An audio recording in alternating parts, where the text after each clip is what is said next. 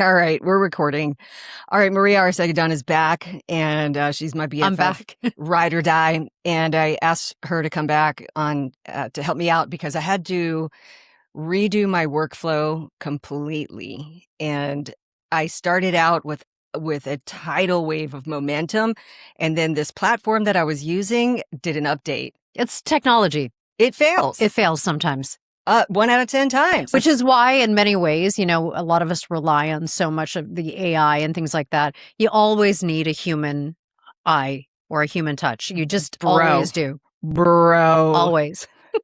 AI is like a 4-letter F word as far as I'm concerned, man. It is not, I don't know. It's just not there. And even when we were at, because I just feel like it's not being used as a tool. It's being used as a crutch. And until it's being used as a tool, it is technology that is being in many ways wasted. But it's just, I don't think it's there yet. Even the AI. It's not at all. They had switched over, remember at Fox 5, they had switched over to the AI audio. Right. There are some glitches with that. And which is why, again, we need human beings to oversee some of that technology. Mm-hmm. I mean, even when because there's a lot of people who are concerned about losing their positions, losing their jobs and things like that. And that's valid. But there has to be an understanding that we do need people behind the wheel. Let me tell you, my experience from building this thing from scratch is that I want, if it was a car, it would be a stick shift. It would have an engine. It would have not one computer on it. It would have nothing, no bells and whistles. You're like, go manual. Right. And I don't know. I know that a lot of AI is being used in not only our business, but a lot of other businesses. Of course, yeah. I don't know that it's there. Anyway, so I had to restructure my whole thing. So I asked Maria to come in and help me out because my friend Lee, we also just are still on the glow of the wedding. That you had your wedding. I did have one. Have one. It was spectacular. If I could, what I will say is that with, I've been to a lot of weddings. This one obviously was my own. And I've had a wedding before that, in the past. And what I will say is that if I could just bottle the feeling from that day, I would. And I would keep it because it just was incredible. Yeah, no doubt about that. I mean, it was like love. Well, because that powers the entire world. It makes me like, I'm so grateful for people like you and people who showed up and Mama Mia, Papa Pia, are you ready to tear it out? You know what? The love at that wedding could power the world to go around. I think so too. I think so too. And that's why I say that. Like, I wish I could bottle it because I'm still, and they always say, oh, you're basking in the glow of your whatever, but it wasn't that. It was the people who were there.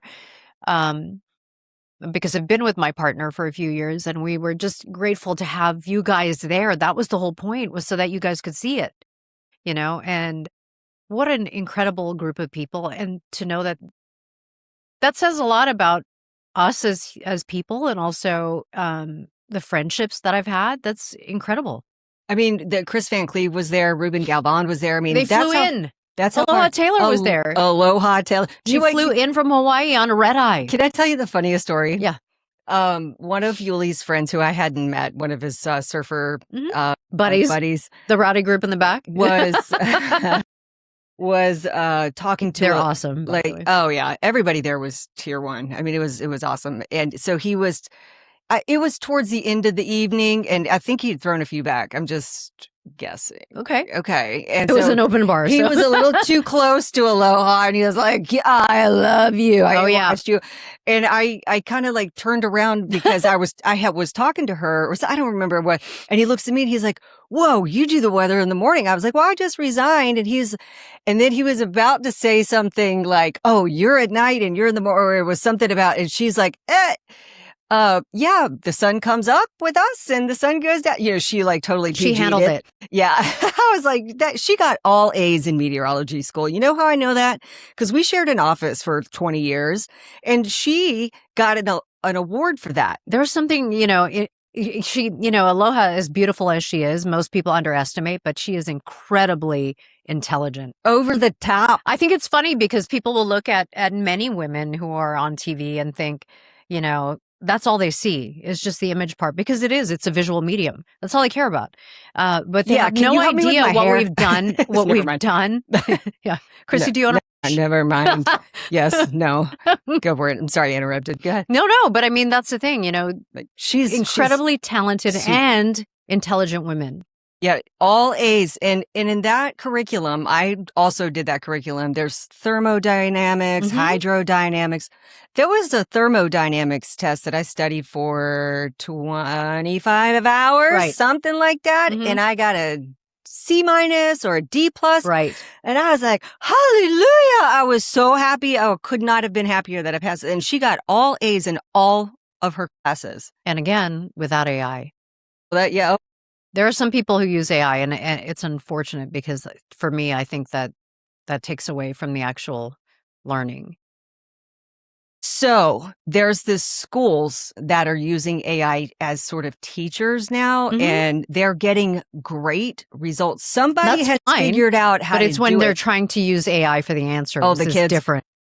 I heard on some morning news, I was Fox and Friends, I think there was a ChatGPT person, and that was the person for ChatGPT that's dedicated to like the teens, and it's like school chat or something. So it sets the kid up. They can't use it to look for the answers, but it coaches them like a tutor. Makes them question things, makes them actually critical think. This go figure. Critical thinking is a lost art. It is something that you're not born with. No. Right? No, and I think it's generational too, because, and it's not I guess it is a general statement, but many of the generations, we're Gen X. That's why you hardly ever hear from us. Yeah, which is, that there's that. But the generations afterward struggle with critical thinking. And I think it's because they've had so much help with so many things, because you can have somebody who's extremely book smart, but if you're not street smart too, it changes the game. And it just takes time to get those experiences. And if your time is spent on the couch or in front of a computer. Right. Where do you actually get those experiences? I'm pretty sure you and me, we have, just even in the years of our friendship, we've gotten out of a few things, that we'd have to think about, in order to get past. And so I could think of a few right now. I could too, but yeah. Leave that with the time. From things as simple as ordering a pizza. That was another story. But those are the things that we had to figure our way through without any assistance. We also were the generation that was handling our stuff and still playing outside and still going out at night and being out all hours of the night and figuring stuff out. This staying at home mom thing is a trip. It is a trip. Working mom at home. Well, yeah. So I left the business, the TV news business, in April. It's to be first and foremost stay-at-home mom, but also to start a business. Right. It's like, / starting a business. And, it's like my friend Steve Gonzalez said on the podcast a few podcasts back. He was like, you got to have your purpose. And, I was like, he's like, you're doing it. I get up, I get my workout in first thing. Yeah. But the kid is the priority, the priority, the investments are in him, not everything we do is for them. It really is. It's like, have you ever, I'm sure you have told your son that many times. The shock and awe when I say that to my son, it's like hilarious. He's like, what? I'm like, they can't see it right now, but one day they will. They'll realize what was done to make sure that they had whatever. To be honest, this whole morning I was handling student loan stuff for, Interesting. And that's the moment where you literally look at things and you go, I'm so grateful. My son is Dr. Nicholas Dunn now, sports medicine, and also a chiropractor, a doctor of chiropractor. So, to get him to that point, I don't think he realizes the sacrifices that I had to make. I think many times he thought I was just a tough mom, making tough decisions, and it was all trickling down on him, and he just felt like, why am I suffering for this? But actually, I had to make a lot of choices in order to make sure he got to this point. Yeah, you were doing it. Those were pretty rough. Because I wasn't only a working mom, I was a single mom. Yeah, right. And I hats off, man. It's a lot of work, you know, like, but whether you have a partner or not, it's a lot of work. Mm-hmm. Sometimes you have a partner that's makes it worse. It makes it worse. Right. And it happens. Yeah. But I was handling that student loan stuff today, and I just thought, you know, God, first of all, like, I don't know, student loans are incredibly expensive. Right. Why can't we figure it out? But why, you know, it's just the one thing in all of America that you can't negotiate. Education or, you know, like, helps us compete on a global level. And if we're making kids, you know, putting them in debt from the very beginning, we're not competing. That's a good point. And it's big debt. It's not like debt when we went to school. No, I'm talking over almost $300,000. That's what I'm talking. Because he's a doctor. So it's a lot of money. And, you know, he's doing his medical rotations. And in the meantime, who's still responsible is me. What, how do you pay that back? I mean, what kind of interest is on this? It's incredible. It's incredibly high.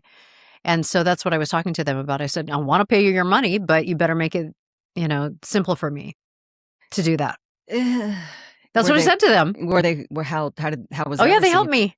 They helped me. Mm-hmm.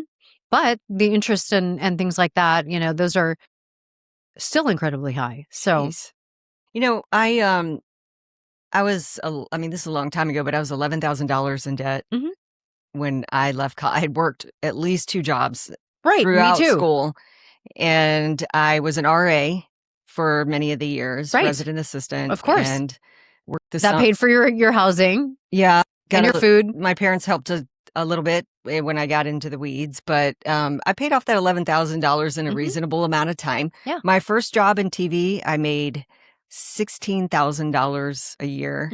My second job, $18,000. Yeah. And my big break, I made $23,000. Right. A year. Right. And so that's when you know that you're doing something for the love of it and not the money. But if I had those kinds of loans, they would have never been paid. We'd still be paying them now. Which, you know, again, I'm paying right now, but I know he will help take over at some point. But, you know, it's unreasonable to me that he's still doing his medical rotations, and then they want him to, you know, and they want to pay. He's not even getting paid yet, and they're like, "All right, time to pay up." Nice. So great. I said no. I said, let's figure this out, because if you want your money, you're gonna have to figure it out with me. Period. Yeah, I wasn't asking them. I was just telling them. And I think that in any situation, first of all, I never worry. Yeah, why bother? Why bother? But I told them there's going to have to be a way that we're going to work this out. On another note, my doctor, so we did our physicals before school and everything like that. And so the doctor puts us all on the animal-based, like, carnivore diet. Okay. I'm like, not keto, you know. Just animal-based. Right? Do you know anybody who does, who it's like. I do. I know people who have done it. I know for myself, I have a history of, like, heart disease in my family, and I can't do just that. There are, you know, obviously lots of fruits and vegetables that really help naturally maintain your blood pressure, your cholesterol, things like that. I can't, you know, because if I do that, I'm, you know, predisposed. My cholesterol would be through the roof. So I can't do that. So who do we know, though? Who could I have on the podcast to teach me about this? Like, I'm the cooking guy. The cooking guy. Who else? I mean, I think that would be the one person I can think of right now. Yeah, because it's like, what, a steak again, and chicken and again, yeah, literally. So how do you make that interesting? And plus, when you have a teenager, like, they, you know, they want they want some flavor, right? Yeah, of course. I mean, you know, so when they say meat based, are you just eating that? No, no rice, like, so you can do the rice. You can do the rice. Do the brown rice then if you have to. White rice, not or even white brown, rice. right? I think white rice is better, honestly, but that's just me. But I'm also Asian, and we grow up eating cups and cups of rice a day. So, all right, Sam the cooking guy. It is Sam the cooking guy. There it is. I think I don't know how long we've been recording, but did you see? Anyway, thank you for absolutely for helping me out. And I'm always here when you need me. You guys do your podcast at the twice a week? I have one called Heels Off, and we talk to women in leadership positions or major stories or major issues that are affecting women. And then I have another one, Fox 5 Backstage, which I do with my co-anchors, Andrew Luria and Brad Wills. Oh, and then how many days a week do you guys do that one? Once a week. That's interesting. The morning shows have to do them 5 days a week. That's really interesting, huh? I think it's Maybe because of our scheduling is a Yeah. little different. You guys have time afterward. We don't have time after to do it. And so I believe the 1 o'clock news, which is anchored by Christina Audencial, they do a newscast like that every day. Oh, on a podcast. Yeah. Right. Well, then, okay, we're going to wrap it up. Chrissy Russo, thank you. All right, Maria, thank you.